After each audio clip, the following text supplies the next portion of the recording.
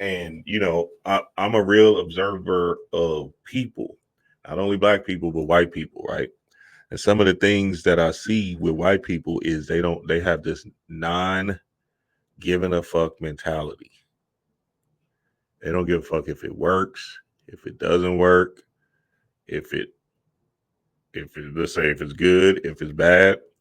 They just keep on moving and they don't have no fucks in the world if it worked or not. They just keep on trying over and over and over again, right?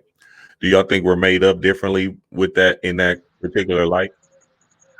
It's Look, conditioning. You know what I mean? And it's Yeah. like what you're saying, that not give a fuck attitude.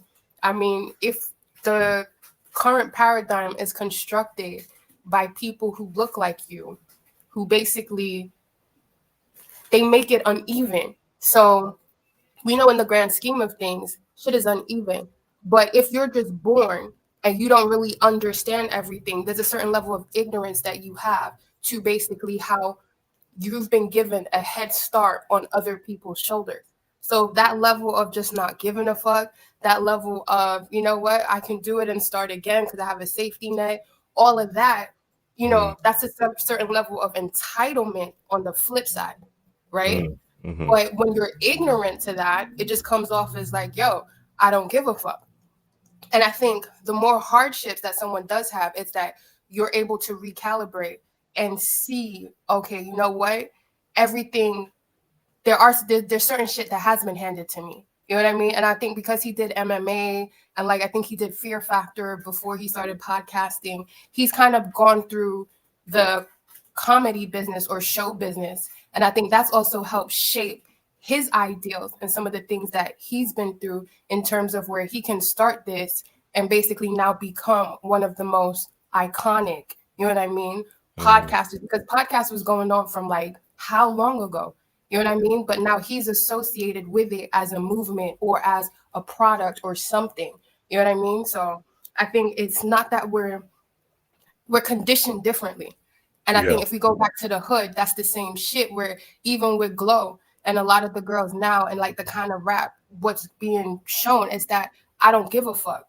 We Mm, hood as fuck. I don't care. I'm not yeah. trying to be perfect. I'm not trying to be polished. I think that's what the youngins got, that I think eventually we start to get conditioned out of.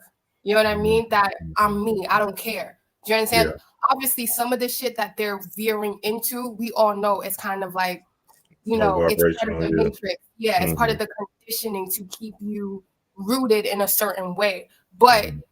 I can't say that a lot, even Glorilla, like, she was reminding me of Kim in terms of Little Kim was a sex symbol. She does not have quote unquote the most physically feminine, appealing body when she was at the height of her career, when everybody wanted Kim, male or female. She has more of an athletic, petite build. She didn't have big breasts. She didn't have a big butt. She didn't have big hips. She was very slim and petite, but everybody wanted to look like Kim.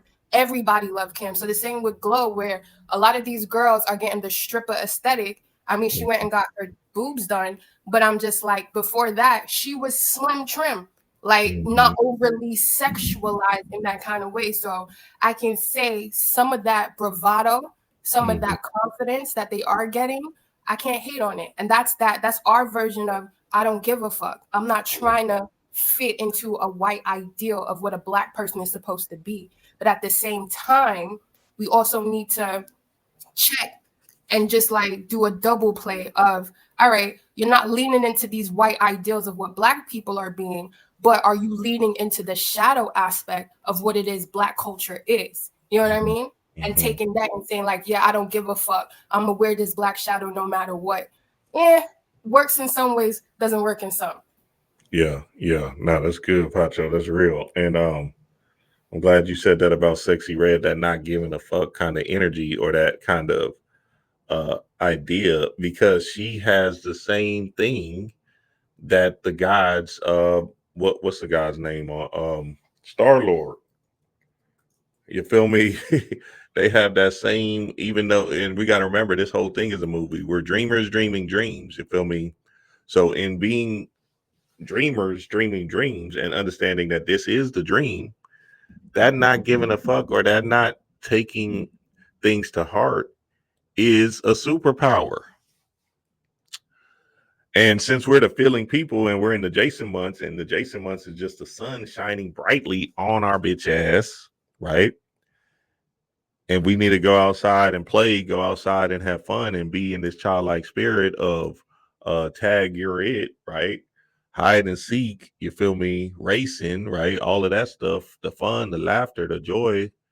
Uh, um, the youngins, these young kids, even though they're not reaching another level of that consciousness, they got something right in the aspect of, hey, I'm about to play all day in this bitch. Chaos in the blood, baby, because Star Lord is a great example of that, right? The nonchalant, not giving a fuck type of energy. Same thing with when I tell y'all about the show, The Tao of Steve. You feel me? This is all the same energy that they keep on showing white people. So if we take this approach to life, right, and understand in 100 years from now, nobody ain't gonna give a fuck that you cared about your YouTube videos so much, right, and how they fucking looked. You feel me? Then we can move into a different spectrum of genius if we just run the plays on this particular earth. Because when I first started YouTube, right? Oh shit, I didn't know what I was doing. I was just following spirit. Shit, hell, this damn thing we're doing right now today. I said, all right, spirit, I don't know what that is, but fuck it, I'm gonna run it. Had a dream with Morris on the train. And we laughing and playing all day and shit on the train, right? And other people were getting off. We wasn't getting off. Pause. And you know, the train just symbolizes kundalini, motion, movement, all of that stuff, right? So then I said, oh my God, okay, I get it. I love to talk and have conversations about this stuff, right? And to talk to like-minded individuals like a Pacho, like a Morris, like D Ray, like others, right? Because shit, at the end of the day, after this shit, I talk to D Ray all day. She'll tell you I'll be talking her head off. Did you see that? Did you right? So just like when Pacho did that build, I said, wait, I might as well fall into my pleasure more by talking to like-minded individuals and not giving a fuck about the outcome, just running the play and seeing what comes out of it. So, bro, like I was coming from, like, what? So, as far as how I feel about Joe Rogan, it's tied into my aspect. It's tied into my aspect. Like, you got to catch that. I call it a wave of inception.